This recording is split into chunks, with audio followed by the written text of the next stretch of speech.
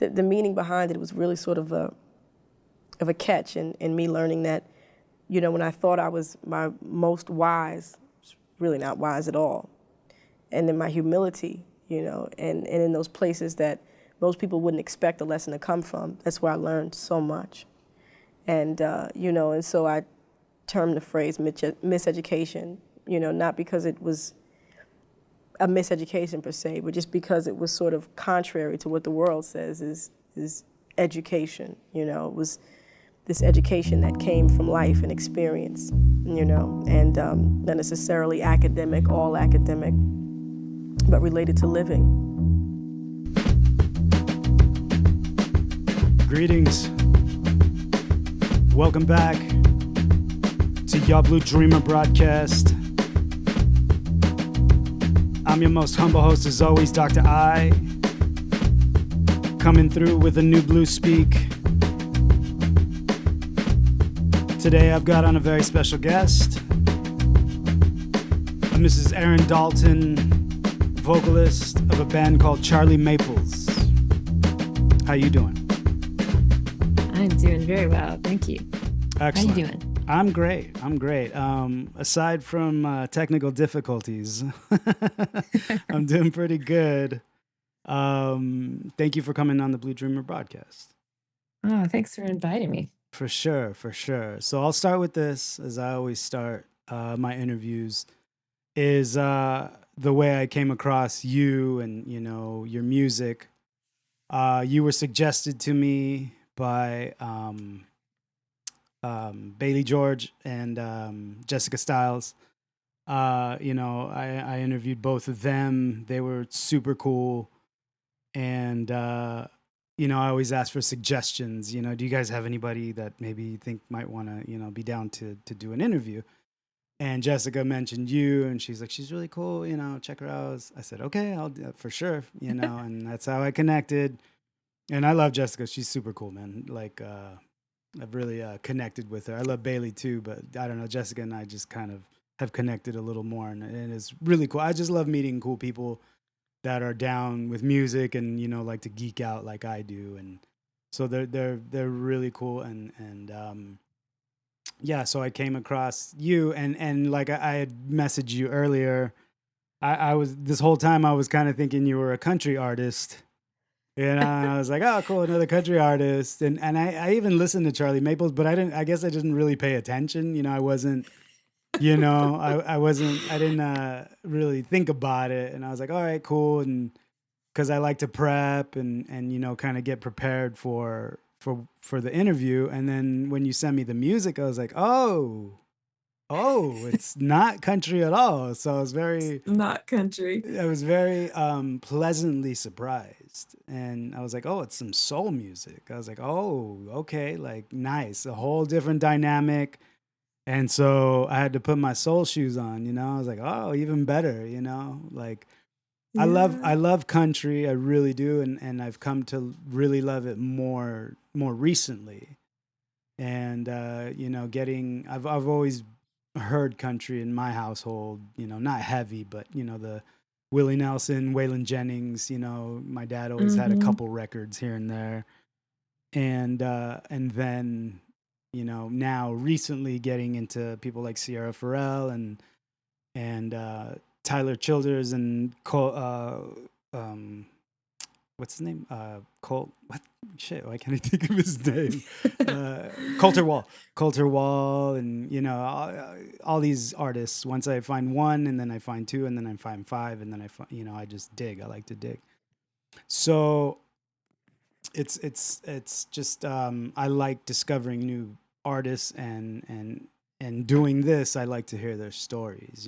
So that's how I came across you. But today was kind of like, oh, okay, it's something completely different, just than what I was expecting, I guess I could say. Yeah, and I am flattered that Jess and Bailey would recommend me. They Yeah. are good friends, and I have such high respect for both of them, not just as musicians, but they're so knowledgeable Yeah. of history and even just the connections between genres. Right. I've learned so much from both of them. And Bailey and I know each other because we worked for the Birthplace of Country Music Museum together. Okay. And so I grew up in East Tennessee, and there was a lot of pop country that I heard growing up, not in my house, but friends' houses, and you'd hear it blasting out of cars. But I was so not into country growing up. And that was a little different being in East Tennessee and really being into kind of more, I don't know, soul and R&B and even my parents' 60s folk and that kind of stuff. Yeah. So all that to say, yeah, I think it is maybe a little odd to be soul and No, that's cool though. on the You know, peripheries of R&B in East Tennessee. yeah, and I listen to Star Sonic. You know, I listen to Bailey's broadcast. You know, and he plays a lot of soul, and as well as the country and the hillbilly. I mean, rockabilly type stuff. And so, I mean, to me, it fits. It all fits. I call everything heavy or soul, or I don't really like to specify genre, like, oh, this is whatever, and that's me kind of being lazy, and also just not caring about those types of labels, Mhm. but that's just the way I feel. I'm emotionally drawn to music, and so when I hear a certain thing, a certain style, I call everything style. It's a style. It's a style. I'm just as much a fan of Motown as I am of heavy, like death metal and whatever, and reggae. It's all the same to me. So that's just how I feel about music. Period. And good to me, good music is good music. Period. It's Yeah. undeniable. And to me, I mean, I don't know if being a musician makes that any different, or if I was just not a musician, would I still feel the same way? I'm not sure about that, you know, Mhm. but I do have an appreciation for good music, and listening to your guys' music today, I was just like, oh, okay, like, oh, I see. This is okay, just on that kind of little surprise tip, like, oh, okay, oh, now I know what I'm getting into, and then and then my head just started, swimming, I was like, okay, like, okay, what are you hearing? What's going on here? So it's cool. It's really cool. It was like I said, a pleasant surprise, and so I really like your band. I like you've got a great voice, and yeah, I definitely want to talk about it. So let's do that. Let's do that. Let's do it. So I always start at the top. So origins, how when did music become something that you knew you wanted to put your time and effort into, that you were feeling like, okay, I can be a part of this somehow? What age, what really sparked that fire in you to pursue music? I guess it's good to start with the fact that I grew up in a very musical family. There you go. And my mom is a church organist and pianist. And so I woke up every Sunday morning to her practicing all these hymns. Yeah. And my dad doesn't read any music, but he writes a lot of original songs. So he'll do like murder ballads Nice. and kind of historical, regional and historical songs. And so I grew up hearing a lot of his folk stuff, a lot of his original stuff, and my mom playing a lot of hymns. Mm-hmm. And then they got us into playing instruments from the time we were 4 or 5 years old. Okay. And I instantly loved music. There was never a question of whether or not it would be a part of my life for the rest of my life or not. Right. And I guess I got really serious about it towards age 9 or 10. Okay. That's when I remember kinda hearing these melodies, and sometimes they would be in guitar, sometimes they would be in strings, but I would just hear them all the time, and, I guess I got really inspired by melody and instrumentation, and Hmm. it was just where I lived mentally all the time. Yeah. And I I was thinking about this lately. I had report cards come home and they'd say, she's doing great. She's a great student. Sometimes she's in her own world. Right. Right. And I knew where I was, I was Exactly. just always in music land. Yeah. Yeah. Same. It's completely natural because I grew up with older brother and an older brother and an older sister. And so they had a lot of influence on me just by hearing the music that they were listening to. Mhm. I'm an '80s kid, and I grew up listening to their music, and watching MTV and seeing it, but not knowing that, I would get a tennis racket and, pretend to be Prince and jump off the couch. And, I was already rocking out before I even knew what that was, just by sheer feel, and paying and hearing it and saying, oh, yeah, this makes me feel this way and this is how I react. Mhm. But, and it's so funny because I've had, some people I've interviewed say I grew up in a musical family, or some people say, like me myself, I'm the only one in my family that actually pursued music. But Mhm. but I would say I did grow up in a musical family because my parents play Motown and those lowrider oldies, and I grew up in music anyway. Yeah. My mom cleans the house on Sunday, Saturday, Sunday, all weekend, and there's music playing no matter what. So it's not like I wasn't hearing music. Mhm. I just didn't know how to get involved until I decided for myself, like, I'm gonna get involved. Yeah. What? And I hearing you talk about growing up with MTV, that was such an influence on us 80s, 90s babies. Yeah, exactly. In the best way. MTV too. Yeah, Having those videos on. I liked that better than just the regular TV station. exactly. Yeah. Yeah, I loved having those videos on loop.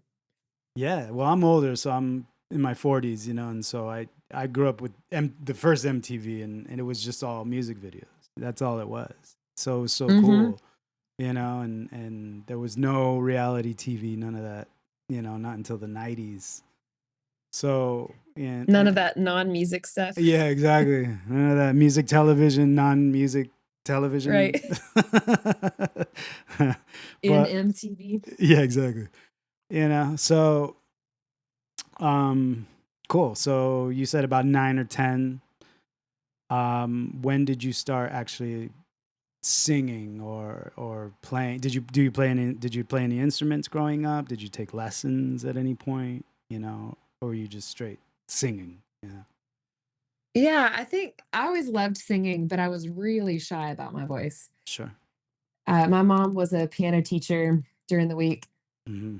and so we always had a ton of kids in and out of the house taking piano lessons. So she started me when I was about 4. And my older brothers also played piano, which is the real motivator for me wanting to play piano. Yeah. But yeah, I played piano, actually went on to college and studied piano. Nice. But my brothers, they were playing in the bands at school. So they were playing French horn and percussion. Okay. And then it was my turn. And, you can't do the same thing that your brothers are doing. Right. They were going to give me a hard time. So I picked trumpet. Nice. And I still play it in Charlie Maples. When I'm not singing, I take a little break and play a little trumpet. Yeah.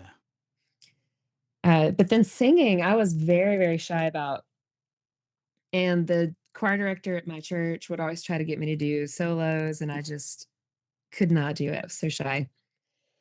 And when I was about 17, I decided to finally take a solo, Yeah. and I was terrified.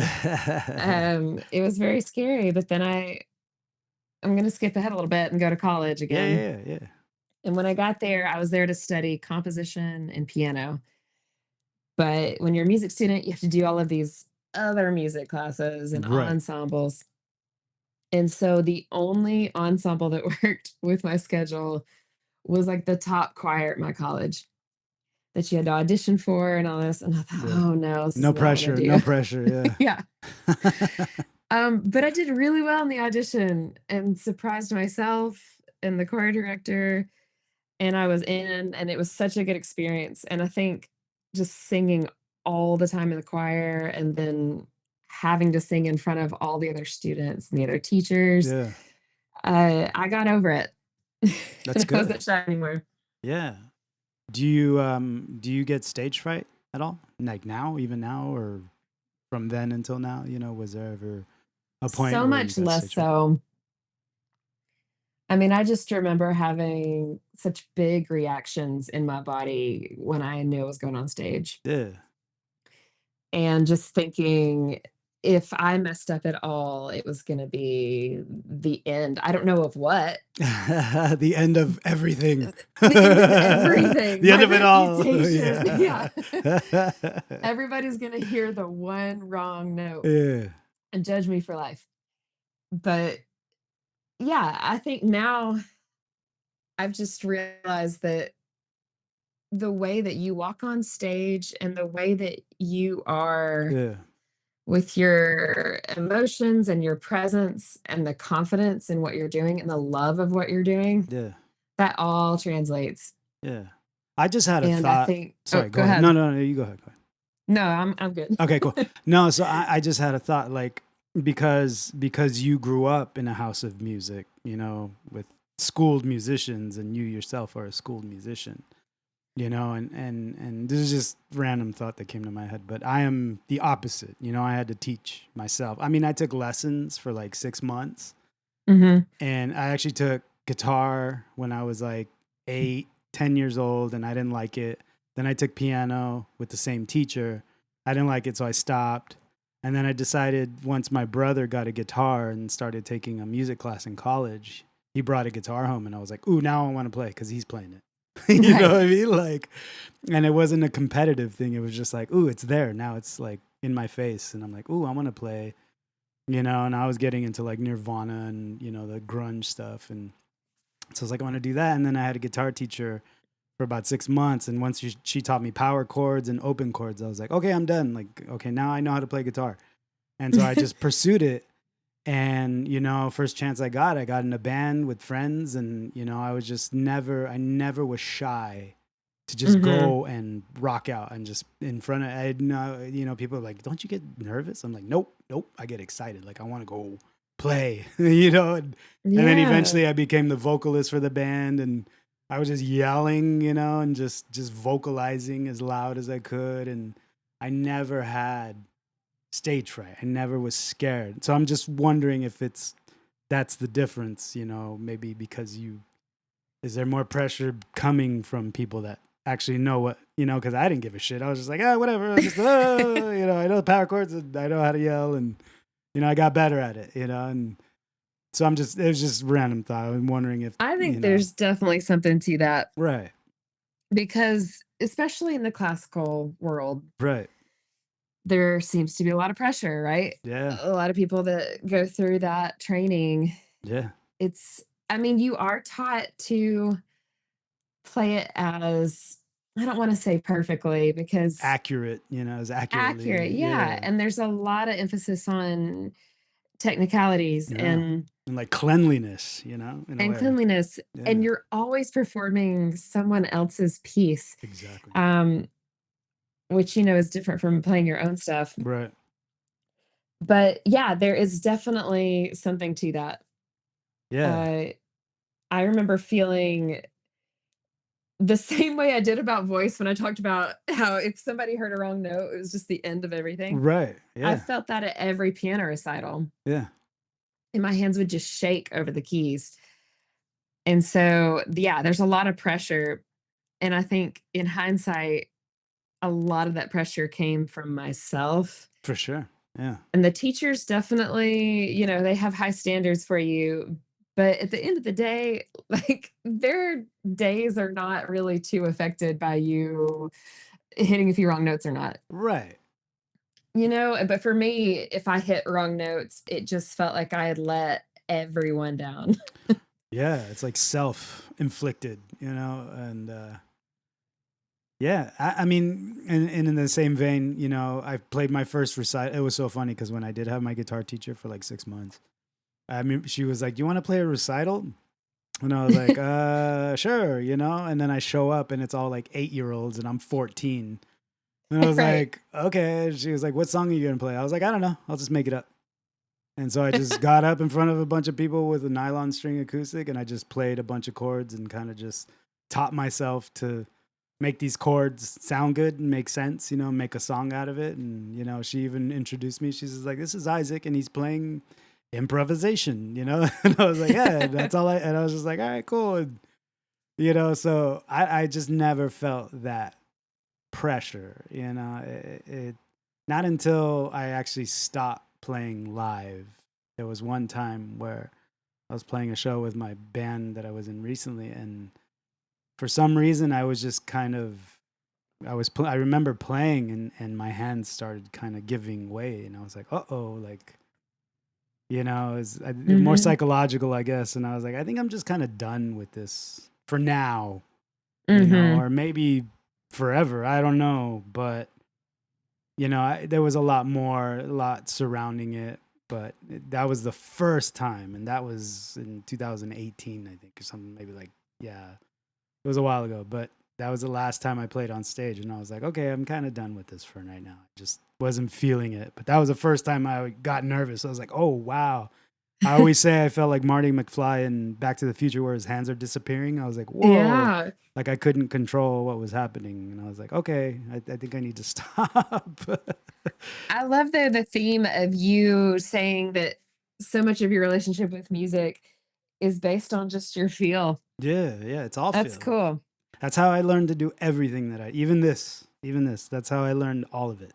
Is just by feel and paying attention to other people and just mimicry. I've always been good at doing voices.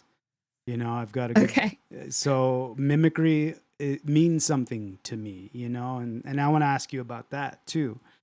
So so your vocal approach, right? Nowadays, or when you Mhm. first found your voice. That was one thing I always heard from different people is like you got to find your voice, find your Mhm. voice. And I'm like, what does that mean?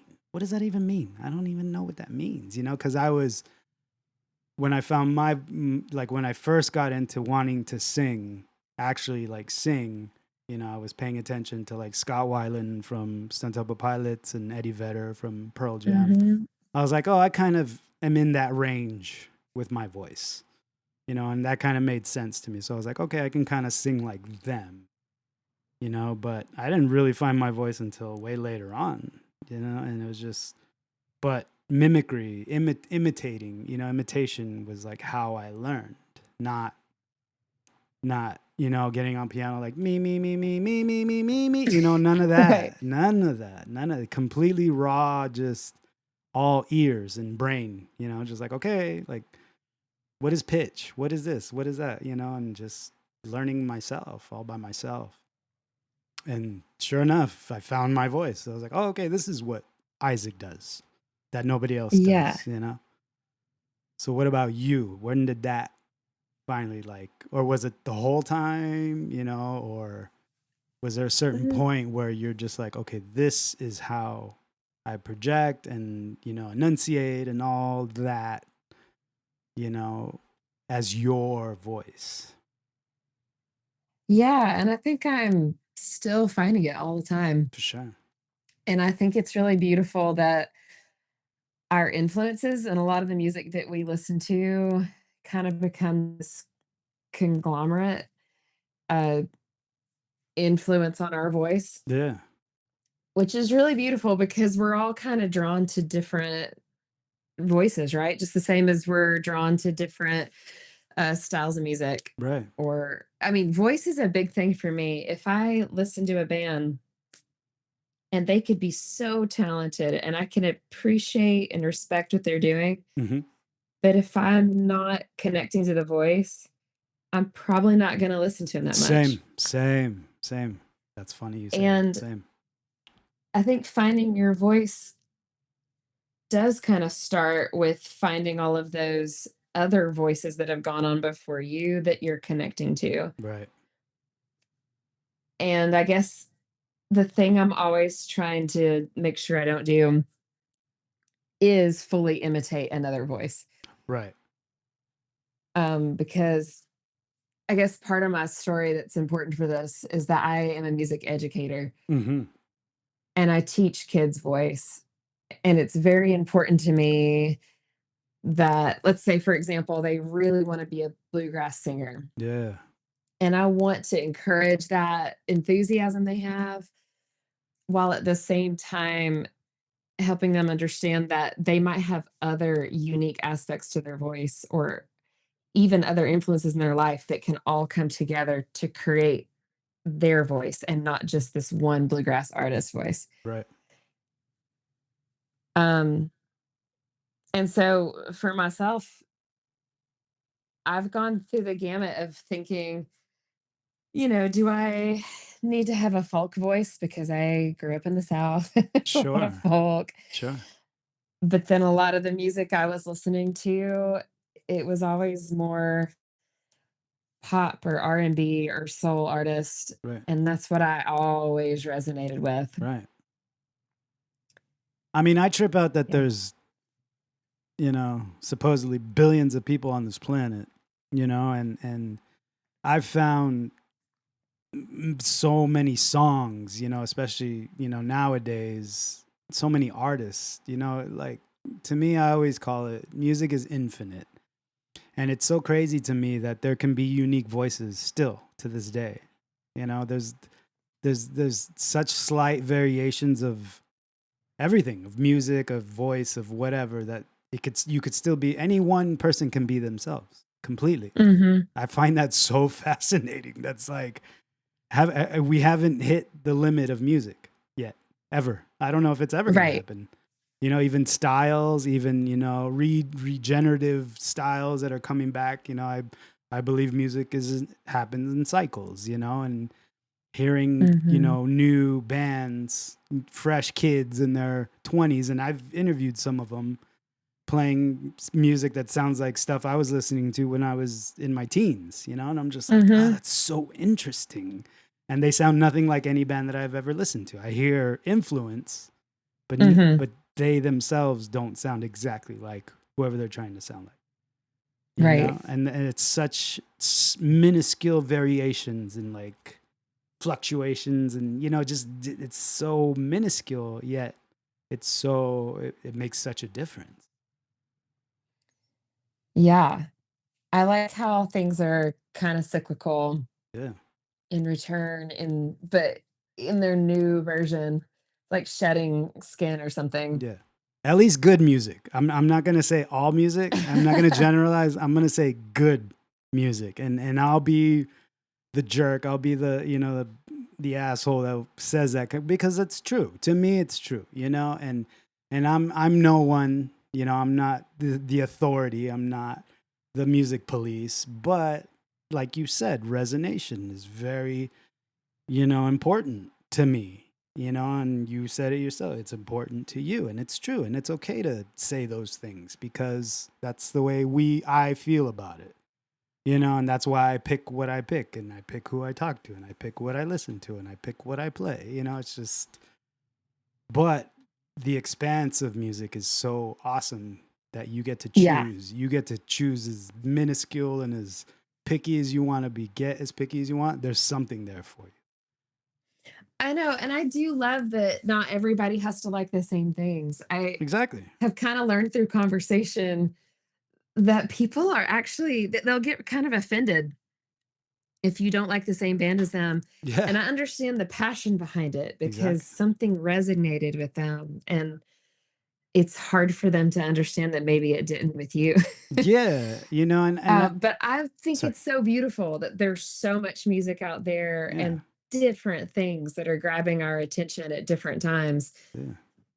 Um, yeah, I like that big kaleidoscope Yeah. I call it the Yeah. spectrum, Music is a Yeah. spectrum, just like color or whatever, it is a spectrum. And it's so massive. It's infinite. It really is infinite that we all fit into it. Everyone can fit into it if they desire. If they want to be a part of music, you can fit in somewhere. You just got to be good. Right. Right. And you gotta love it and, Yeah. utilize it the way that it needs to be utilized.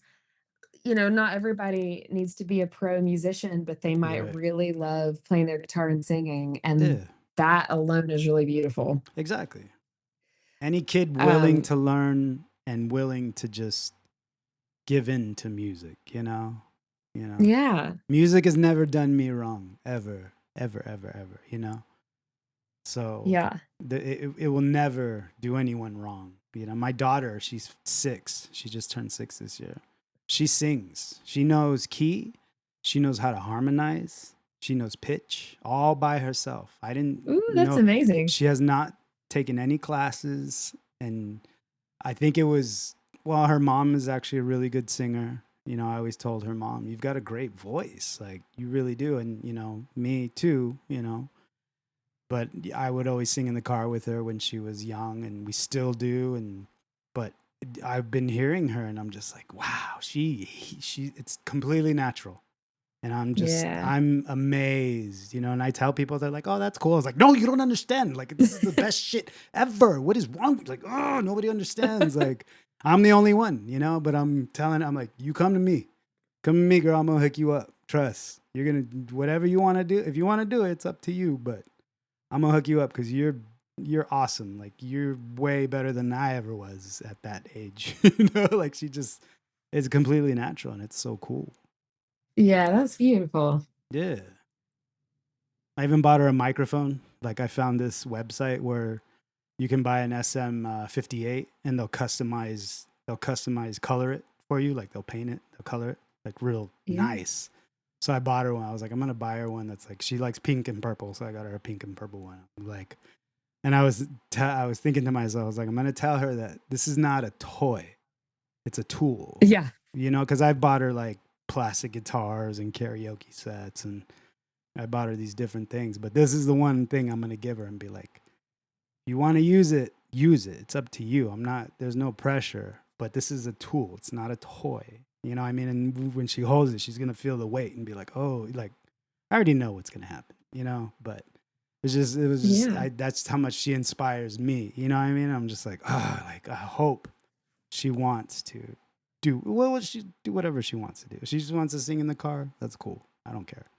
You That's know? a great gift for 6 years old, though. Yeah. She's got an SM58 I hope already. so. I don't want to see it like on the ground somewhere. I'd be like, hey, what are you doing?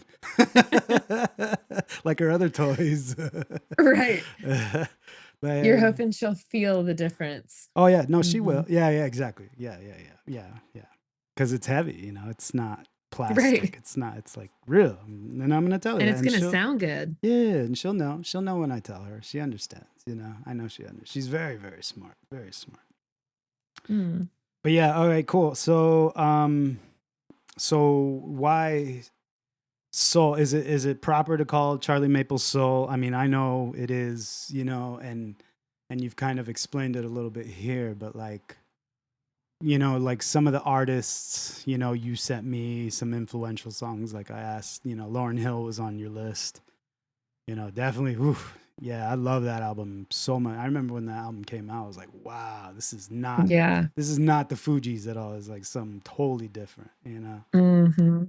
So what, early soul, when we're getting into your journey, and what other soul artists and music was influencing you?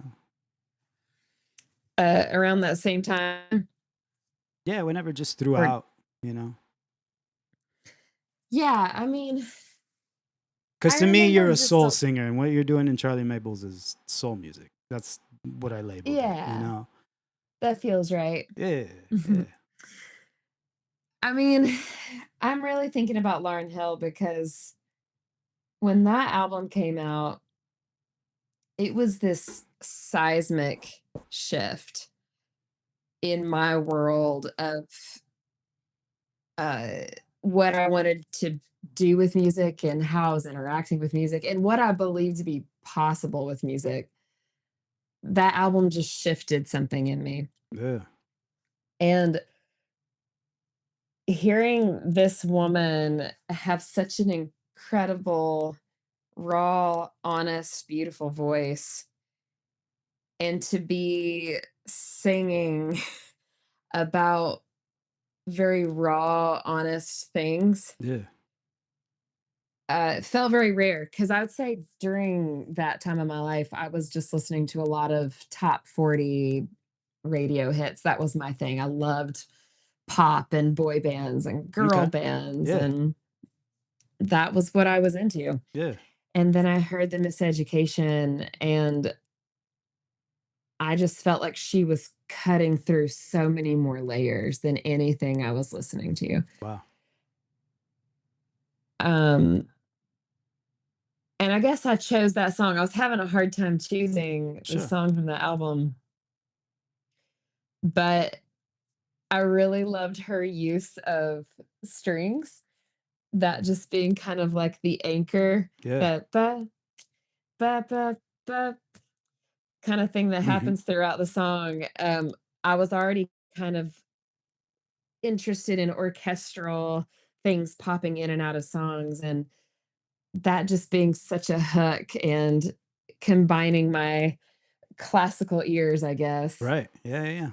Yeah. No, it's very high production album, and people don't even I don't think they even realize it because it's so, it's like not hidden, but it's not quite a hip hop album. It is a soul album, but like Mhm. at that time there was a lot of hip hop that, like the Roots, and I was into the hip hop side of at that Mhm. time, but then when that album came out, it was kind of a crossover, it was like, oh, there's soul, and a lot of the bands at the time were doing it, like Erica Badu and, Jill Scott and those artists too at the same time. So it was like a whole, like a community of these artists like Common and, all these different hip hop artists, and then the Mhm. soul singers at the same time coming out too. And it was a great time for music, like, Yeah. but the production on everything was just so tight, and that was one thing I noticed too, and I would show my friends, like, check out this album. They'll be like, dang. And, I had like a speaker in my truck, and, you'd hear all the the lows, and, just things like that. But that album was, oh man, I used to, I was like, this is not a girl's album. This is just a sick album. This is just Right. soul, like that's, I even felt the same way, I was just This is like, everybody's. yeah, it was just like, just the way it starts, and that's a great album. It's Yeah, the timeless and classic, transitions where it's the teacher talking to the Yeah. students. But Or even, is just Oh, go ahead. girls, you better watch it. Just such attitude and such, like, it was just so cool. But it totally fit in with everything that was going on at that time. Yeah. Yeah. Great album. Great album. And it stands all by itself, I would say. It does, and, I the Fugees they meant a lot to me too, because I was already listening to Fugees, and I thought, "Ooh, what a good combo of Yeah. talent and strengths coming together." Yeah. But then when her Unplugged album came out, the MTV Unplugged album, Hmm. Hmm. I felt like all of those things that I intuitively knew that I loved about her were so much more raw and vulnerable in the Yeah. Unplugged album, Yeah. and you hear so much emotion and truth in her. Yeah. And so, yeah, she has always been kind of at the top for me. Yeah. She's just got one of the strongest voices just ever, like Yeah. any style, anything, and she's so little and Yeah. little and powerful. It's crazy. Yeah. And she's beautiful and like Yes, just has yes, such a that as good well. energy. Yeah, I mean, I don't know her, but that's Yeah, what I me always got neither. from her. Yeah, yeah. But I saw enough videos and live performances to know, you know. Right. Who else though? Who else on that same, you know, like Aretha Franklin or anybody to that level or any or you know, is Lauren Hill like your number one? She is kind of my number one. Respect. And I would say around the same time that that album came out, I was also listening to kind of going back to what you were saying about listening to whatever your brother and sister Yeah, were listening to. yeah. I was like that with my brothers. And one brother introduced me to Radiohead, Nice.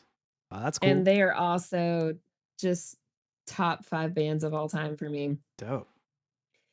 And he introduced me to, I think it was OK Computer. Yeah. Great album. And I would honestly had a hard time choosing between a Radiohead track and a Lauryn Hill track because they were making such interesting choices musically Yeah. that are still some of my favorite albums and songs to listen to today. And just Agreed. saw that they're touring again for the first time in 7 years. Yeah. Yeah, everybody's coming back around like Oasis and now Oh, Radiohead's yeah. coming back. No, that's cool. Yeah, I remember when I first heard, you know, Paranoid Android, and I was just like, what is this? You know, I'd already heard Creep. You know, I remember when that came out on MTV and I was listening to it and I was like, I liked it. I think I liked it more so because it was popular, you Mhm. know? But then when I actually listened to the Bends, Yeah. not Pablo Honey, but the Bends, like after the fact, and I was like, the Bends, I was like, oh, this is, you know, fake plastic trees. And oh, dude, I was just like, that's when Radiohead got me. You know, I was kind of like, oh, Creep is cool because it's like, John, John, John, just kind of, I was into heavy music. But then when I really got into Radiohead was with the Bends. And that album Mhm. just blew me away. I was like, wow, this. And then OK Computer came out. I was like, where did they go? What happened? They I went know. totally left. And I was like, whoa, like you can do that. You know, I was like, you Right. can do that. Wow, that's I amazing. think when I first heard Radiohead, I guess I had this idea that they were just kind of like garage band-esque, Yeah, yeah, which exactly. was cool, but you're right. With Yeah, every new album that came out, I would think, yeah, I did not expect them to go that far in that direction. yeah, yeah. They just went for it. You know, I was like, wow, that's awesome, man. And you know, even just recently watching some of their concerts live from right when OK Computer came out and they were still playing more of the Bends. And I was just like, ah, dude, that's Mhm. so cool. So good. Yeah, I wish I would have known back then, you know, what I know now, you know, hindsight. But I was, you know, I was influenced by them too. But I was never, you know, one of those guys that was like, oh, I'm diehard radio. I was like, I mean, I like them and I respect their style. But, you know, I never faked the funk to try and hang out or it'd be Yeah. cool, you know. Like, no, I mean, I like songs, and I like, you They're know, cool. I'm not die hard, you know, not like, you know, like Morrissey or Smith's fans or like Depeche Mode or you know, Mhm. I love all that stuff, but I'm, you know, I don't like my favorite band is Deftones. They're like my all time pretty much, Nice. but like Deftones and like 311 like are like my all time favorite bands, you know. So that's just what I like. Those are good picks. Yeah, yeah, yeah. You know, they taught me a lot. They taught me how to write good songs and stay relevant and, you know, things like that. So, I like that you brought up Paranoid Android because that's the one song I can't listen to when I'm driving because I just accelerate so hard. that's funny. Like, I'm just gonna, get Yeah. pulled over pretty soon if I start listening to Paranoid Android. Yeah, I just remember when that one came out, the single, and then I saw the video. I was like, the video is weird. It's all animated, but then like the song was so obscure, and I was like, wow, that's so cool. You know, like would I do that? I was like, probably not, but I love it. You know, I still love it. And then I had a friend that played guitar in another band that I used to play with, or you know, just friends that we used to play shows together. And he was hardcore Radiohead. And I remember like hanging out with him at his house one night, and we are just chilling, having a good. And he just played OK Computer front to back, and you know, we were just like drinking, probably smoking weed and just hanging out. And I was just sitting there like, dude, this album is so cool. Like, I was like, oh my God, this is so cool. Like, he's like, dude, I told you. I was like, I know, I'm learning. Good times. Yeah. Yeah, Tom York is the man, dude, and yeah. Yeah. I know. I love his voice. Yeah. Speaking of voices. Exactly. Hmm. He's just so crazy with his style. It's so crazy. No, I was also listening to a lot of Tragic Kingdom, No Doubt's album. Nice. Yeah, fuck yeah. Yeah, I listened to that album. So I feel like when it comes to soul singers Yeah. in the late 90s, she was kind of the main one. Gwen, But Lauryn Hill was. Oh, And then the sorry, yeah. other artists I would listen to were really not in that same vein. Right. She was It was No Doubt the and anchor. Radiohead and who else was I listening to? I mean, honestly, like a lot of these radio hits, like Aaliyah, Tell Me You're That Somebody, Right. Yeah. Yeah. I was into Blackstreet and Yeah. Mariah Carey. Yeah. Yeah. Yeah, and it's all good, and Mhm. just as much as when I was younger and hearing Prince and Madonna and it all influenced me, in some, especially in my younger years, it all influenced me more than I even realized, and I hear it in myself now. And then listening to bands that influence me now and they name the same people as their influences, I'm like, oh, okay, yeah, it totally makes sense. Obviously, Right. duh, yeah. No wonder I like this band so much. They like all the same music that I like. Yeah, it totally makes sense.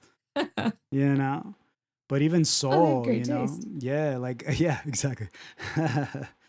But like, even now, soul music is so like, there's always a revival, I feel, and I don't know if you're familiar with Sharon Jones and, the Dap Kings and I loved when Sharon Jones first came out, and then like Lee Fields and all those bands on the Daptone label, and I was just like, whoa, this is so cool. And that was in I think like that was like mid 2000s.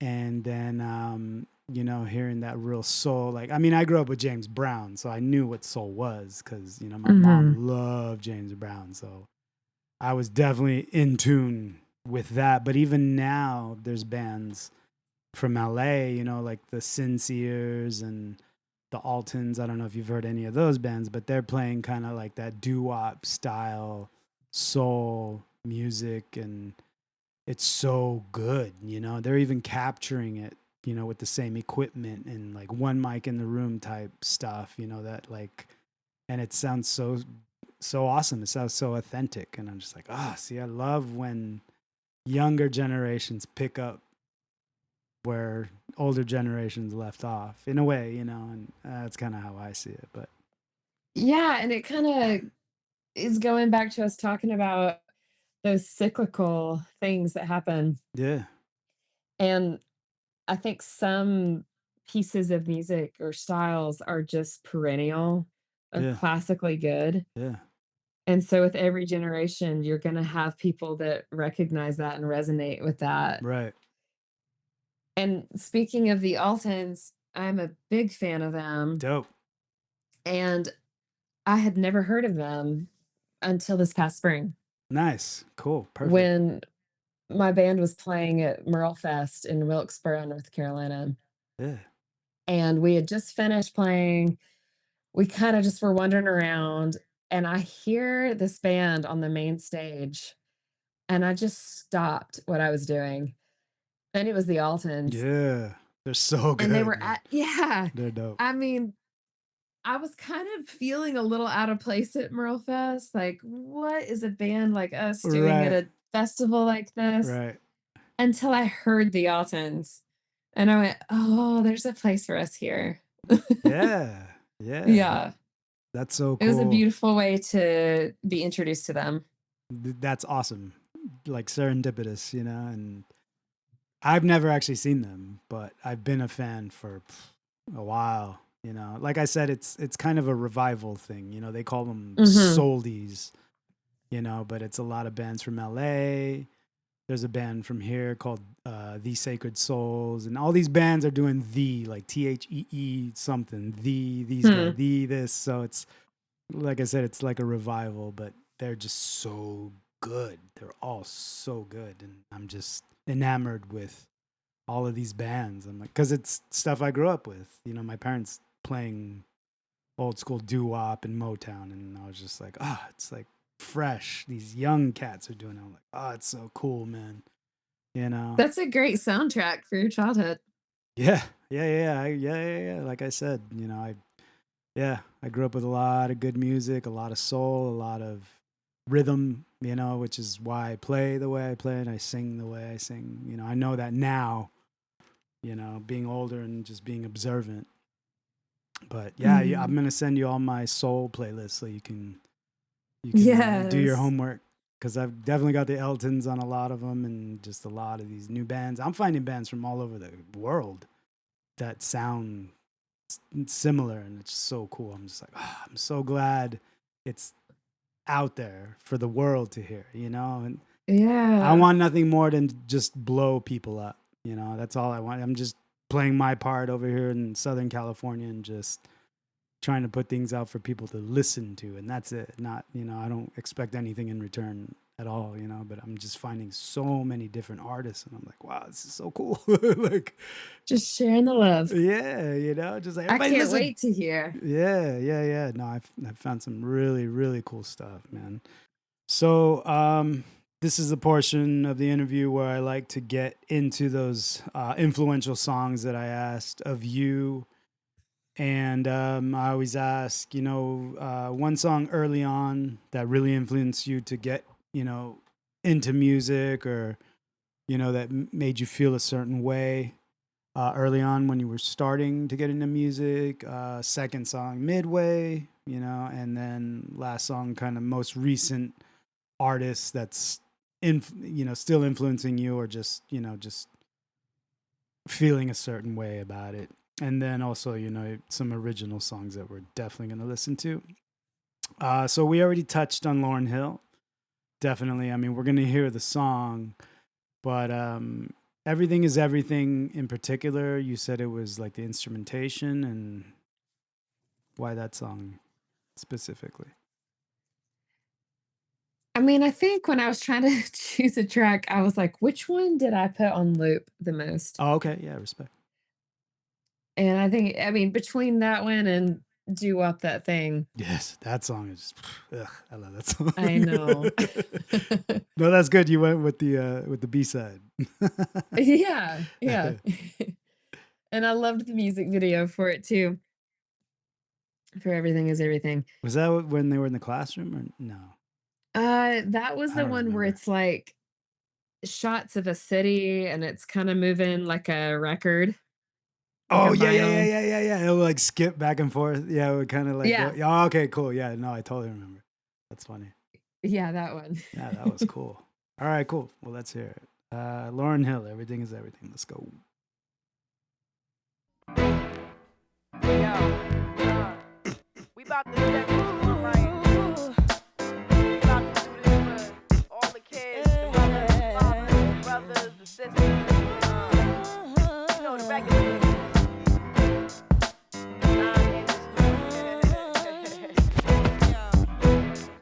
Everything, everything is everything. What is meant to be will be. After winter,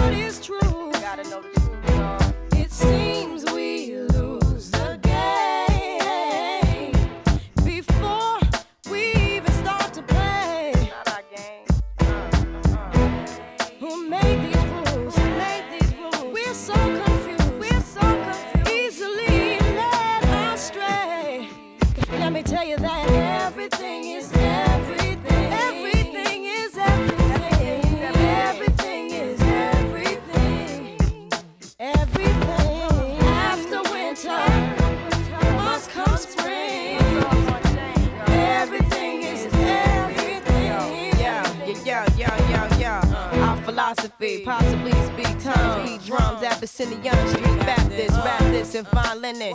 From the beginning, my practice extending across the atlas. I begat this, flipping in the ghetto on the dirty mattress. You can't match this, rapper slash actress, more powerful than two Cleopatras. Bomb graffiti on the tomb of Nefertiti. MCs ain't ready to take it to the Serengeti. My rhymes is heavy like the mind of Sister Betty. L Boogie spars with stars and constellations. Then came down for a little conversation. Adjacent to the king, fear no human being. Roll with cherubims to Nassau Coliseum. Now hear this mixture where hip hop meets scripture. Develop a negative into a positive picture. Now everything is everything. Great track. So, like you were mentioning earlier, the string hits. Yeah. This is the first time, like, I put it on the playlist, but I didn't actually listen to it, so I'm listening to it.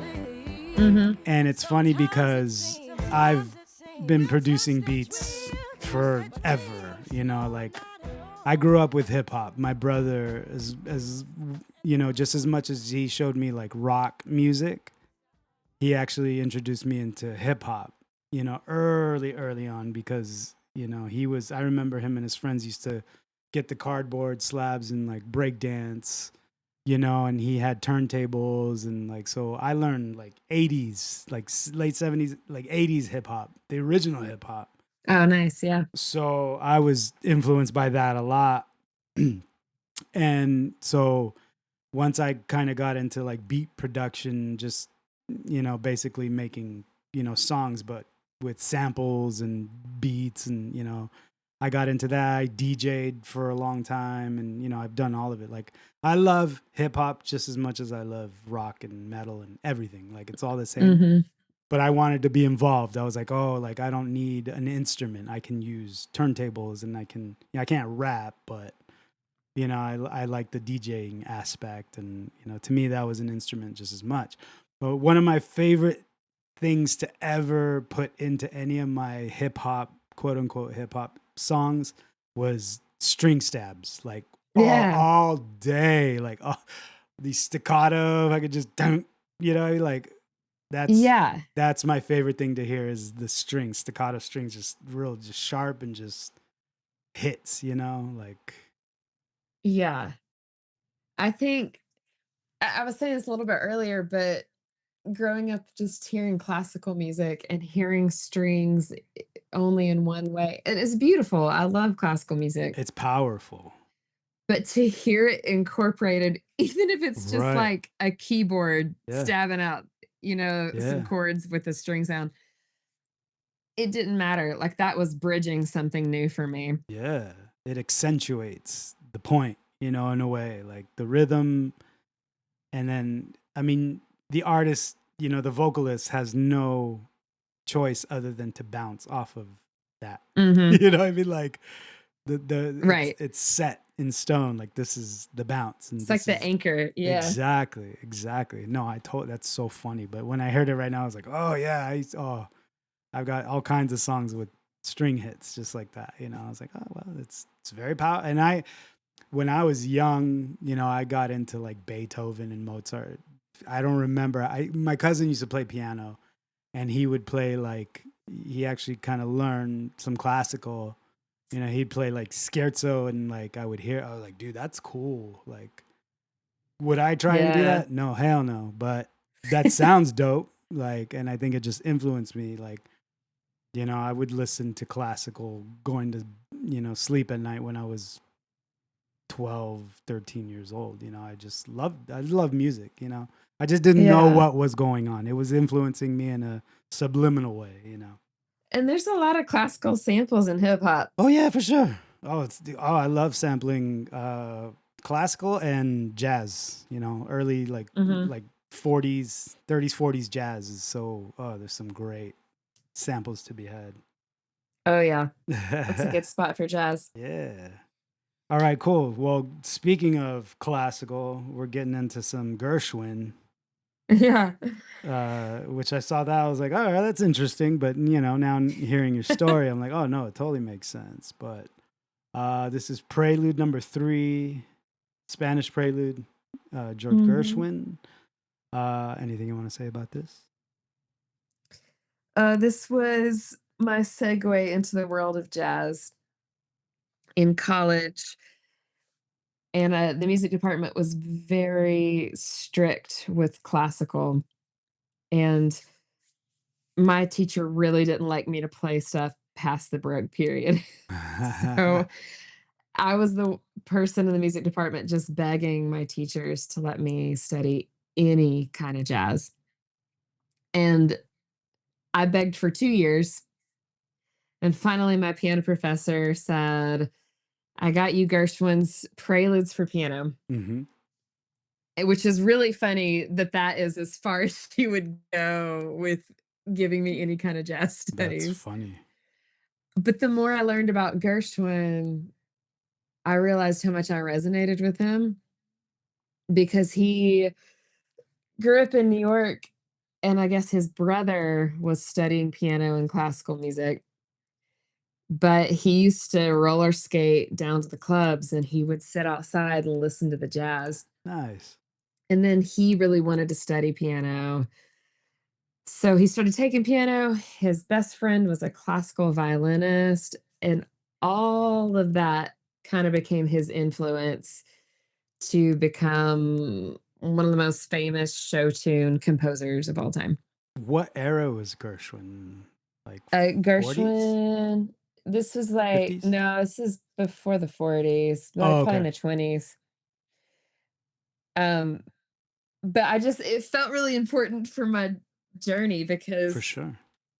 this was, like I said, the first tiny little inch that somebody gave me towards the jazz world.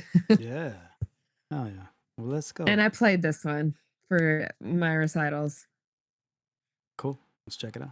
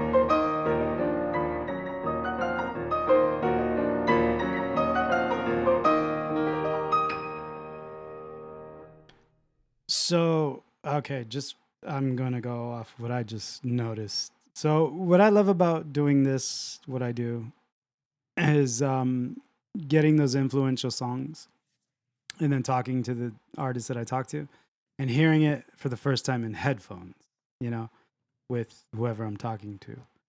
But that was a crazy style. Like Mhm. I can so he was influenced by jazz because it sounds like a clunky classical.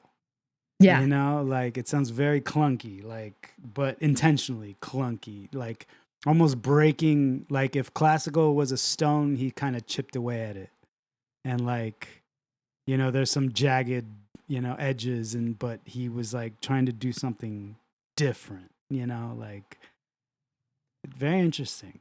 I've never listened to that and kind of with that open mindedness of I don't know. I just heard jazz, but I heard classical. Yeah. Which was his 2 primary And influences. I know nothing of Gershwin. I've heard the name obviously all my life, but I know nothing of who he is or what he accomplished. Or so Yeah. I'm just So going by he that is piece we just heard together right now. And I was just like, right. oh, that's very interesting. Very non-traditional in a sense. Yeah, and that's a great impression to have of it Yeah. because that really is like a clunky classical Yeah. piece is a great description of it. Yeah. Like Um, intentionally clunky. yeah. Yeah. So he and his brother Ira, the same one that was taking piano lessons and he really wanted to follow, which harkens back to what we talked about earlier, Yeah. doing what you wanted, whatever your Your older brothers are sibling. doing. Yeah. Yeah. Right. Yeah. But they wrote a lot of show tunes together. Okay. Very, very famous show tune composers in the early 1900s. Mm-hmm. And I didn't know very much about Gershwin either. These preludes were pretty much my first introduction to Gershwin. But like Rhapsody in Blue is probably Mm-hmm. his most famous Wow. piece. Um, yeah, I'm trying to think what else. Was Rhapsody in Blue covered by a lot of jazz artists? Because that name sounds familiar, and I don't know if it was just Gershwin or if I'd seen it on somebody else's album or if it was just Yeah, him. probably. Okay. I'm just It's a very curious. famous piece. But like Summertime and I Got Rhythm, Right. stuff that even if you don't know much about jazz, you'll hear people kind of sing these little ditties. Yeah, yeah, yeah. I got Yeah. rhythm, Yep. I everybody know knows that. Summertime for sure. I know that song. Porgy and Bess. I've heard that song. Yeah, these are kind of their more known works. Interesting. Got to do some homework. Yeah, that early 1900s. And I love thinking about the Gershwins because they're coming out of an era in the classical world Mm-hmm. Yeah. where a lot of the rules are being broken at this point. Mm-hmm. You've got your 20th century composers emerging out of this, and they're just breaking every rule before that. Right. But you also had the Romantic period, which saw a lot more emotive kind of melodies coming out. Uh, Also dragging out the tempo and being a lot more loose with things that were always very rigid before. Right.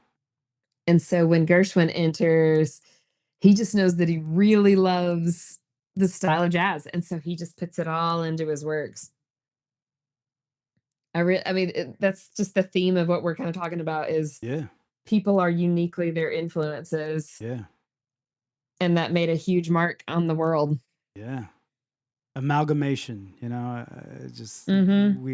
we are composites of just everything. Whatever, Yeah. whatever the influence, whatever we attract as gravity, as gravitational, and it's like, I mean, I gravitate towards things, but I feel like things come at me, and that's what sticks, like Mhm. a bee collecting pollen, like in that Yeah, way. that's a good way to say it. Like I've got my little bee arms full, and I'm just like, all right, time to go back home and get to the hive and make some honey, and then go back out and start collecting again. Like Yeah. That's where yeah. those good playlists are coming from. That's what I'm saying. Just Yeah. I'm putting in the effort. Trust me. I just need more people to listen. Well, yeah, I don't need it, honestly. And I keep saying this is the only reason I do the interviews is to do the playlists. That's The awesome. playlists are my number one. The interviews are my number two. Right I say on. that in jest, but I kind of mean it. Yeah. Because I love playing music for people that they haven't heard, and I'm not trying to be, like early on in hip hop, I always heard these stories of, when DJs would rock, they call it rocking the party, and they would rock parties, they would have, you know, 2 records of the same record, and that's how they made break beats and stuff. But they would cover the label. So the other DJs wouldn't bite their style. They wouldn't know what the record was. They went out and found it. So they would cover the little vinyl, the circular label in the middle. They would cover them. So other DJs wouldn't know. And I'm like, oh, I totally respect that. Like, I totally get that.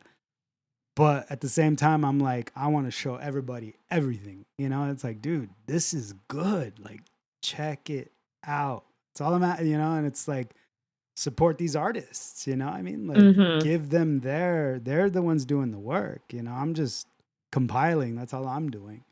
That's so important, though. I mean, it's the most important. Artists can only get so far without people discovering them and being a part of what they're doing, sharing it. But it's still got to be good, though. Can't just be. It's got to be good. Yeah. The theme of the night. It's got to be good. It's got to be good. I agree 100%. All right, cool. So next up, we've got Izzo Fitzroy. What's Izzo Fitzroy? Who is this? Izzo Fitzroy. Yeah, she's my recent discovery and based out of England, I believe. Nice. And the first track off of her most recent album, I was immediately hooked, like within the first few seconds. As soon as her voice comes in, I just thought it's the same feeling I had when I listened to Lauryn Hill. There was something deeper and more raw and truthful about her voice and the way that she delivers what she's singing. Dope. Yeah. Cool. Well, let's hear it. Hope Divine. Izzo Fitzroy. Let's go. There is something in the water. There is something in the water. I can feel it washing over me. I can feel it rushing underneath my skin.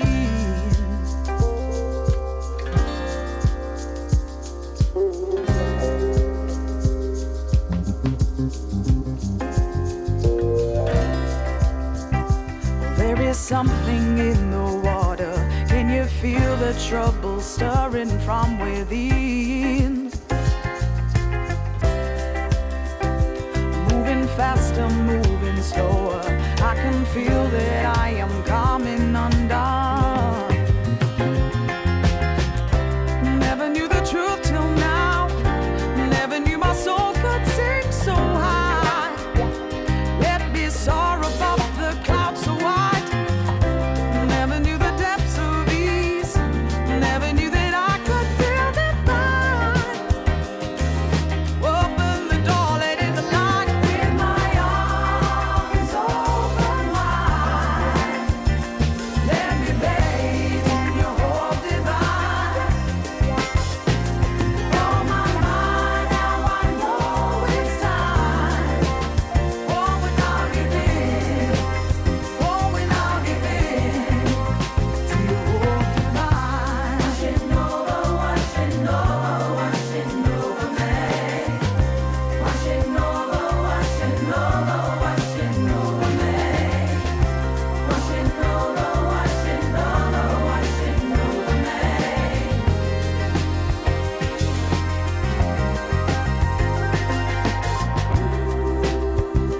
There's a turn on the horizon. There's a murmur speaking softly in the air. Oh, I may be a little wiser, but there's still so much that I need to learn. Never knew a kind of smile. Never knew a something so sweet. Let me walk among the fallen leaves. Never knew the depths of ease. Never knew that I would feel divine. Open the door, let in the light. With my arms open wide. Let me bathe in your hope. Very soulful. Wow. Yeah. Great voice. Have you ever heard of Alice Russell? Is it Allison? No, Alice Alice Russell. Oh, Alice Russell? Yeah, she's a soul singer. She's British as well. Okay. Similar voice, but super, like, I like my soul singers like funky. I like funk, you know, that whole James Brown, like, I mean, that's very soulful. It gives me like gospel feel, you know. Yeah. But Alice Russell likes that, you know, a little more funky, but similar voice, and British as well. Like, I'm telling you, I'm gonna send you all my soul playlists. I was gonna say, I'm trying to write all of this down. Oh, I'll send you all the playlists, and then I always put the names of the artists. But I like funky, like real rhythmic, real, you know, James Brown style. Like, I mean, that was great. She's great too. I'm gonna definitely check her out and get on her radar. But that was cool, man. I really like that. Very gospel though. Like, I love gospel singers. She's got a lot of gospel influence and a strong voice, man. That's crazy. So cool. I was reading her story too. I think she had nodules on her vocal cords. Oh, geez. And kind of thought that her career was over because of it. Yeah. And she had this big surgery and I guess a long time of rehab. And it opened up her voice in a new way. And she put this album out at some point past that. But there's just something very empowering about that story and to hear her voice post surgery. Yeah. Because it can go either way. I've heard of many artists getting that type of surgery, and some lose their voice, and some. Sierra Farrell, I know, had a surgery and it actually made her voice stronger. So it's kind of crazy. Wow. Yeah. Yeah, it's very interesting. Chris Cornell as well, but I feel like his voice got weaker when he got, you know, so it's, I don't know. It all depends on the person. But yeah. And I'm sure Chris Cornell's weaker was like the rest of ours. Of like, course. Peak optimal voice. Exactly. Yeah, that guy was just on another level. Yeah. Yeah. All right, cool. We're gonna play Charlie Maples now, and just so you know, I'm gonna play the whole song, every single song, and then we can either talk about it before or we can talk about it after. It's up to you, but I'm gonna play the whole song because you will be represented on the Blue Dreamer broadcast. Just so you know. All right. Cool. So the first song, "Soft Steps." This is your guys' newest single, right? That's right. Yeah, so Soft Steps was one that we put out earlier this year and did a really fun video with our friend Zach Wilson. He's been our visual collaborator since the band's beginnings.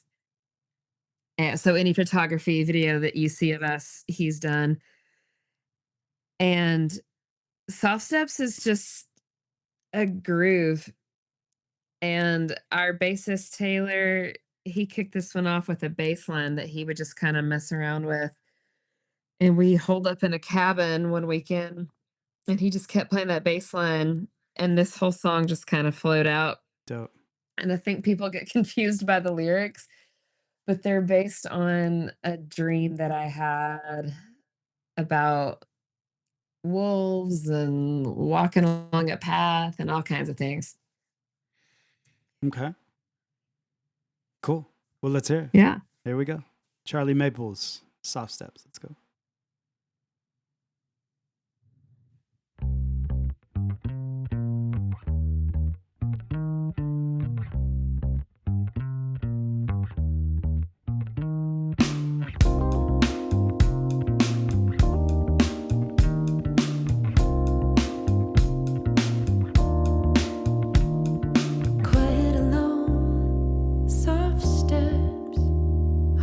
Path to my home.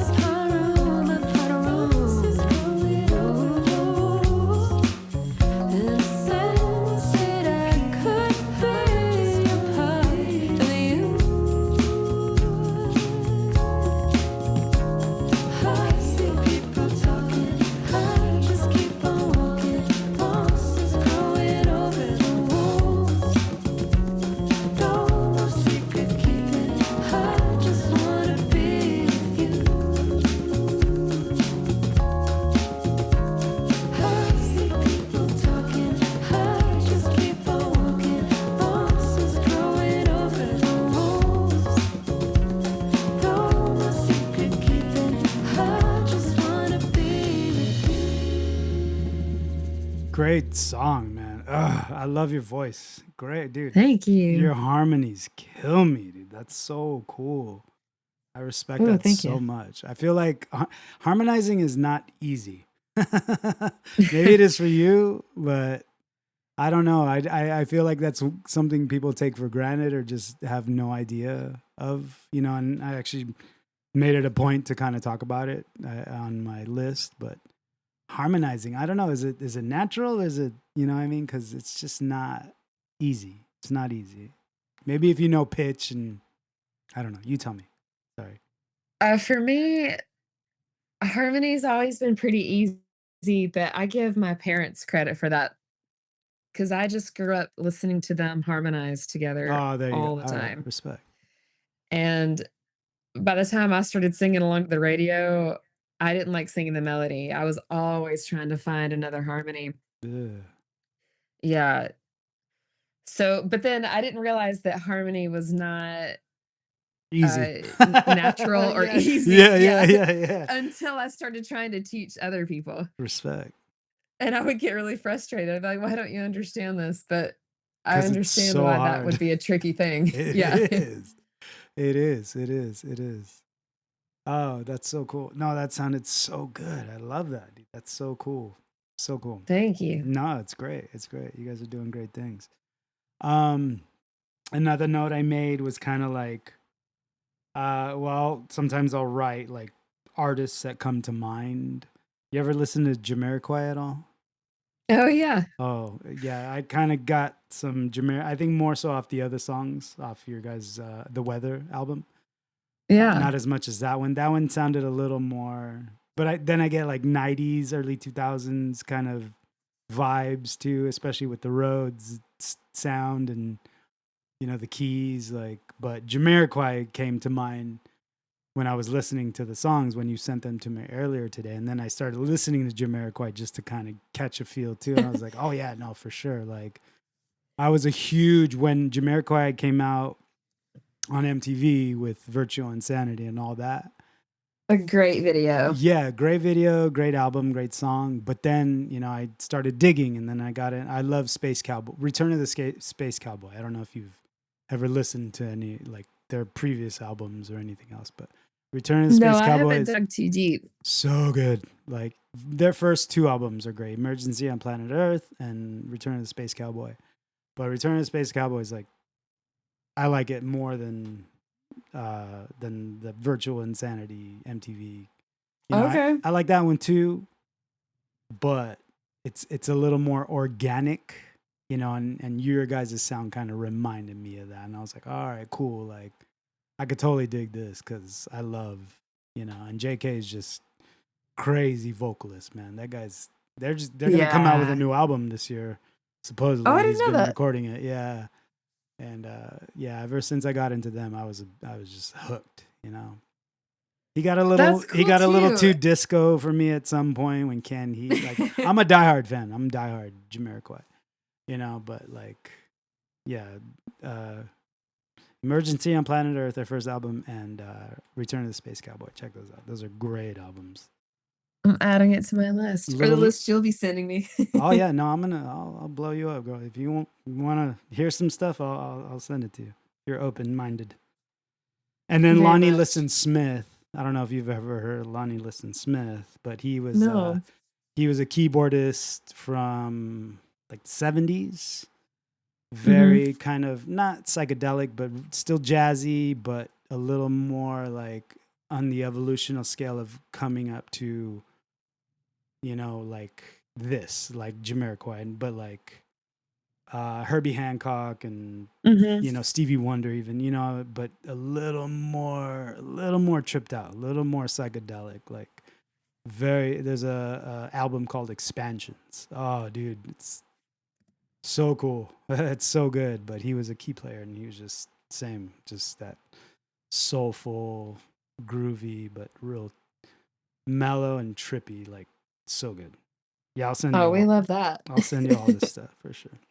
Well, and I like that you brought up the Rhodes because the Yeah. Rhodes has really been My favorite keyboard ever created. Oh, ever. nice. Yes. We've got this Rhodes in our house, Oh, what? You have one? Yes. How dare you? Yes. I'm And jealous. so when we started the band, and Isaac Ratliff, our keys player, started coming over. Yeah, Isaac. Hello, shout. You know Isaac? No, I am Isaac. My name is Isaac. Oh, right. Another Isaac. Nice. So when he would come over, he would sit down at the Rhodes and just play. Oh yeah. And when we started writing music and thinking about recording, we realized, oh, all of these songs have been built on the sound of that Rhodes. Yeah. Yeah. It He's got kind soul. of I hear it. became, Yeah, I yeah. totally. It's And the your drummer's basis of our good whole too. direction. Your drummer's good too. I hear it in him as well. And, I mean, your band is great, but like, you know, Thank you. some of the elements will stick out to me. Definitely the keys and drummers are, you know, I mean, the backbone. You know, the rhythm is, you know, undeniable when it's good. You know, Yeah, that's Andrew Gibbons. That's my Nice. husband. respect. Oh yeah, you Yeah, gotta lock I'll that bet one you would down, girl. love- Lock him down. Yeah. Good job. I did. Good job. Good job. You would probably love to see his drum set. It is quite a hodgepodge Oh, of yeah. things. He's got like railroad ties tied to the side Nice. and all kinds of little chimes and bamboo pieces. Nice. Might have to interview him. Yeah, he would be an interesting one. Cool. He's got a solo project with all that percussion stuff. Respect. Mm-hmm. Cool. Well, let's get into more Charlie Maples. Here we go. Okay. Next song is called Me a Friend. Anything you want to say about that? Yeah, this one is one that I wrote many years ago. And I used to perform it just over my vocals looped. And it was really cool to bring it to the guys and hear how they kind of interpreted Yeah. while still maintaining that vocal loop at the beginning. Yeah. And was written about someone I knew that was lying to a lot of friends of Yeah. mine about having a terminal illness that he didn't have. Wow. So you might hear a little angry girl in that voice. I would imagine so. Yeah. Wow. All right.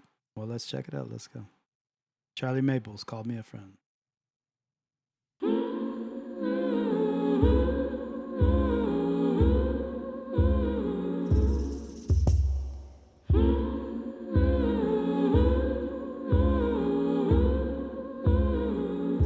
I had a friend, he called me a friend when I was crying. He called me a friend. I thought it likely he could be lying, but I was tired of trying, and he called me a friend. He called me a friend. He called me a friend. He called me a friend. He called me a friend.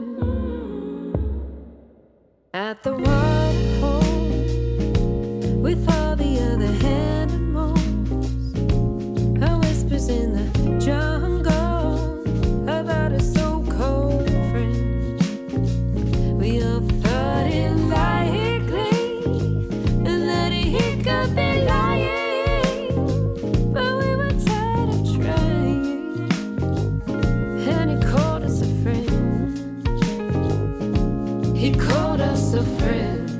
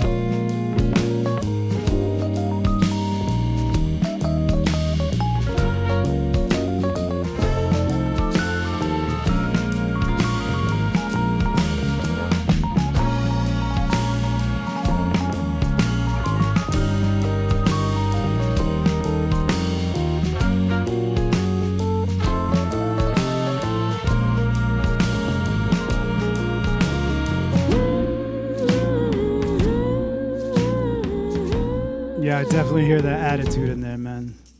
Big time.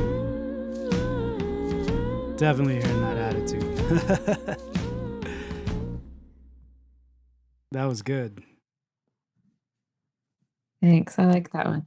Ah, And when you your might have heard harmonies my kick in, it's oh, crazy because I hear you get a little more pissed off. It's yeah, good. I can hear it. I can feel the it. sassy harmonies. Yeah, yeah. Yeah, you'll Yeah, like Alice Russell. She's got a lot of that too. For sure. A lot of I'm attitude. excited to hear. Oh, that's so cool, man. Wow, that's amazing. That's amazing. And there's a trumpet on there. Yeah. That was my middle school trumpet. Oh, you're playing the trumpets on there?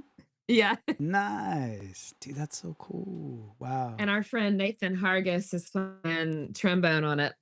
Nice. He's incredible. He plays shows with us now. So how long has Charlie Maples been a thing? We've been around for 5 years. Okay. We started at the end of, or about the middle of 2020. Okay. Great time to start a band. And you guys all started at the same time? It was the main core of the band? I'd say it was the three of us, myself, my husband Andrew, Mhm. and Isaac, the keys player. Okay. Uh, my husband had been playing music with a band or two, and when 2020 happened, Mhm. as we know, Yeah. a lot of things fell apart. Yep. And so a lot of those shows that he was going to play were not happening, and we were really missing. We were missing. Mhm. We were really missing playing music, Yeah. and we started just putting records on, and I would get on the keys and he'd get on the drums, and we would just play along. And after a while, I thought we should invite somebody else over and just see if they want to come play. Yeah. And I had met Isaac briefly at another show we'd done together and just kind of felt that his playing style would really jive Yeah. with ours. Very And as soon soulful. as he Very came over, soulful. yeah, it Yeah. was like the perfect combination. Yeah. That's so cool. Wow. That's awesome. It's like magic when you find those people to play with and you just naturally vibe. Still looking. Yeah, I feel like it's a gift. It is a gift. It is. Yeah. Truly. It is. But it sounds great. I can't wait to see what you guys do next.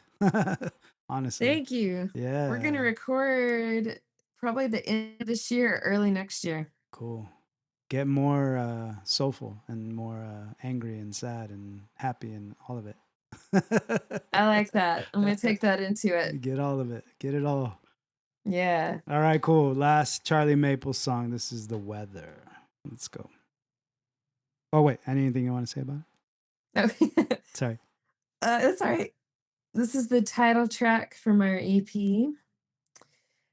And what do I have to say about this one? You don't have to say anything. It's fine. I just play the song. No, I'm just kidding. Sorry. Yeah, I know. Like, I'm really thinking. I think this is actually my favorite one from the EP. Okay. And as I was saying before, we did form in 2020. Okay. And this song was kind of written based out of just feeling like conversations and topics and world issues were just so heavy and Yeah. still are. For sure. And there's that phrase that people say about, oh, you're just talking about the weather. And I guess the connection to that phrase is kind of saying that conversation is really casual and light. Right. But to me, talking about the weather felt like maybe this is one thing that could be talked about that everybody's connected to. Yeah. No, And that felt really important to even have something as simple as the weather. yeah. Even though the weather is driving everything, it drives everybody's day. That's so interesting that you say that because I could literally get really deep with something right now, which Yeah. literally was on the top of my head today because of recent events that are going on and, Mhm. people kind of gravitating left and right and whatever you want to call it. I am not political. Mhm. I'm actually not of this world. I'm just an observer. literally. Mm. You know, Mhm. and I've had to teach myself how to be that, and I've gotten a lot better at it.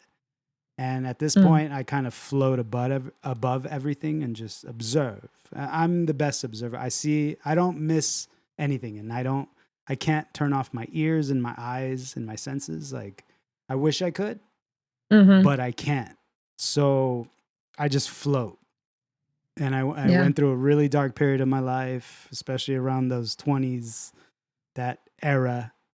You know, I was going through divorce and had a kid, and you know, a lot of dark stuff was happening, but I had to teach myself how to get out of it, you know, Yeah. and now I am. So when I see things happening, I kind of just float above it all because it has nothing to do with me, you know. So when Mm. you say the weather, I think of nature. Mhm. And nature is the one thing that no one can deny. If you don't believe in God, that's fine. You don't have to believe in God. But nature is right outside your door. You can't, Yeah. no one can deny nature. You know, Right. what is nature? Nature does not do any of these things that we do. Nature is just nature. Nature asks nothing of you and gives you everything that you need. So Yeah. that's all. That's the observation. And that's why when you explain that, and the weather is nature. So that's cool. That's a synchronicity. And I like that a lot. So I respect that. Yeah. No, I resonate with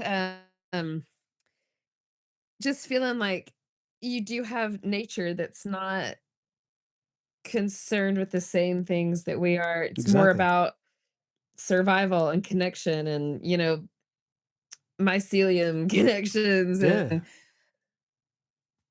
uh, to me, the past few years, I've been grieving a lot about the loss of nuance, Sure. particularly in conversation, in Sure. dialogue of any kind. Yeah. And I think that's where this song came out of, is just the loss of nuance and just trying to look for the things that undeniably connect us, and we can talk about those things. Respect. Well, Yeah. let's hear it. This is the weather. The weather report. Let's go. I want to hear what the weather has to say.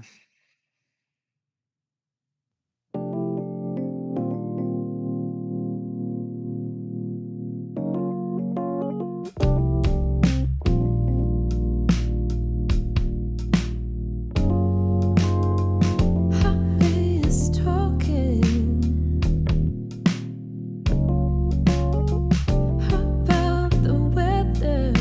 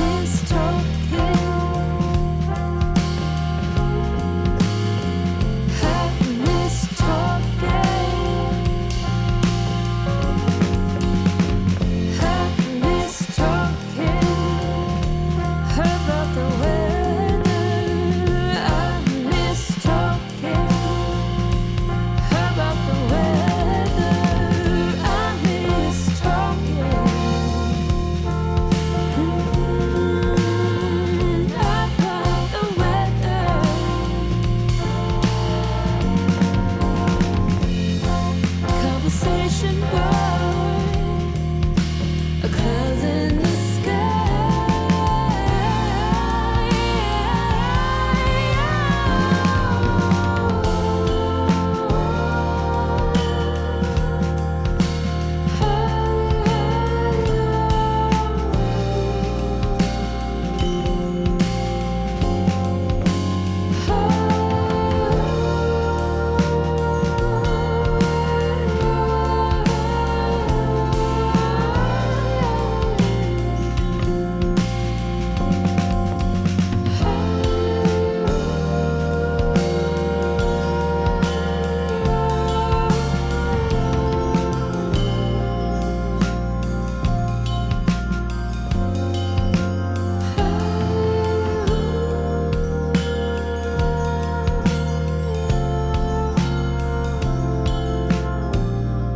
So good.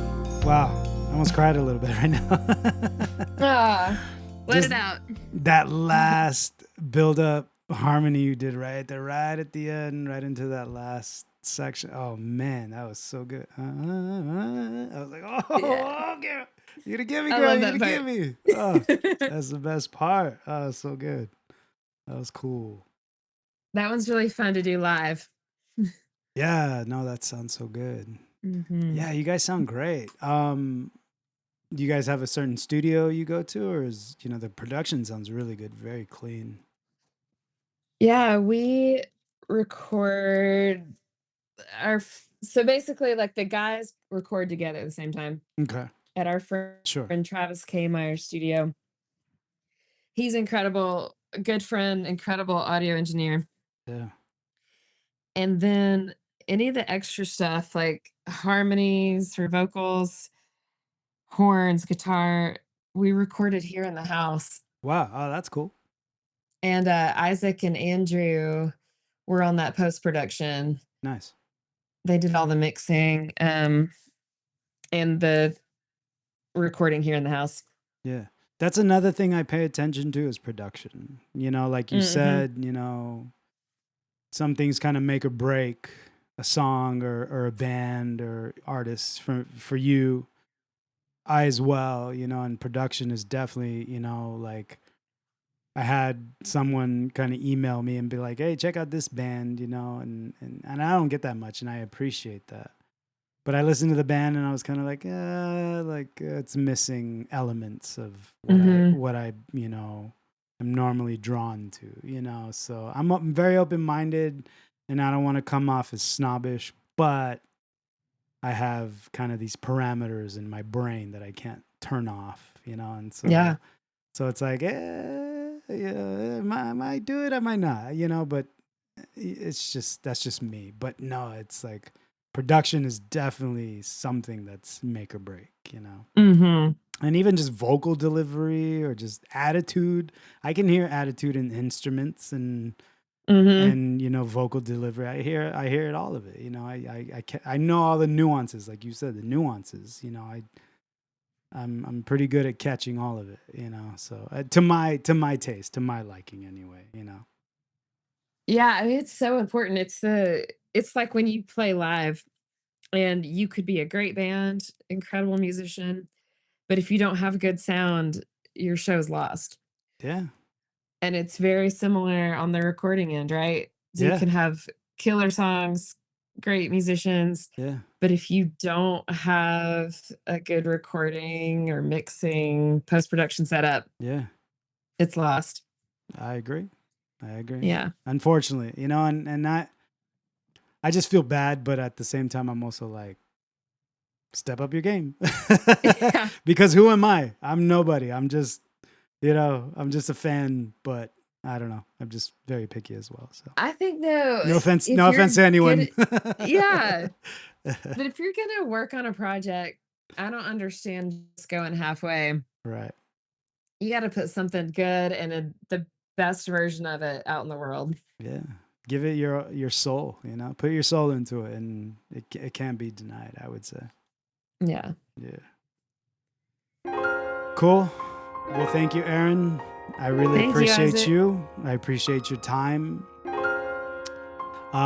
This is really cool. Like I said, it was kind of surprising in a way, but a very pleasant surprise, and I feel so much happier that we talk now that I kind of got it after the fact in a way.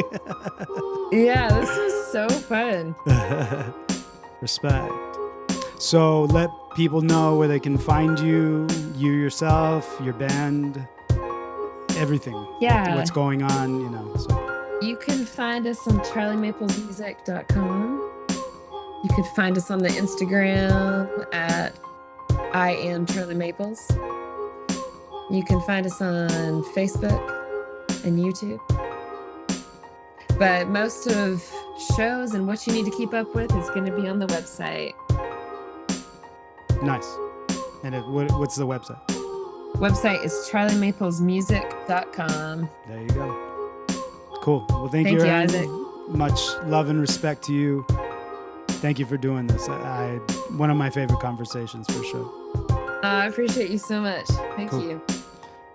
And much love and respect to anyone out there listening, anyone paying me with your attention. As always, I'm your most humble host, Dr. I, coming through with your blue speak. Until next time, stay tuned, stay connected. Peace.